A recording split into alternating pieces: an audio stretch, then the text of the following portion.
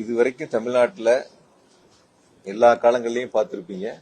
ஒவ்வொரு முறையும் யார ஒழிப்பேன்னு சொல்லுவாங்கன்னா திமுக ஒழிப்பேன்பாங்க. ஒவ்வொருத்தரும் எப்பயும் பழைய கால வரலாறுகள்லாம் எடுத்தீங்கன்னா அவங்க போட்டியா நினைக்கிறதே திமுகவை தான் ஒவ்வொருத்தரும் போட்டியா நினைக்கிறாங்க.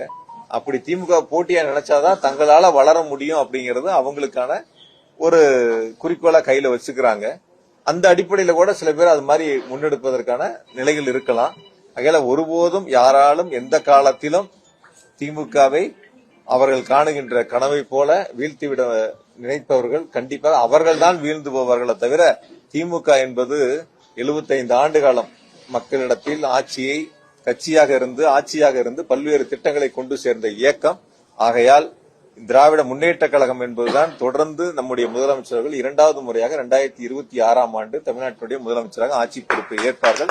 அதில் எந்த விதமான மாற்று கருத்தும் இல்லை. கோவையை பொறுத்தவரை முதலமைச்சருடைய சாதனை திட்டங்களை சொல்லி மக்களிடத்தில் வாக்குகளை பெற்று அதிகமான தொகுதிகளில் கோவை மாவட்டத்தில் திமுக தலைமையிலான கூட்டணி மகத்தான வெற்றி பெறும்.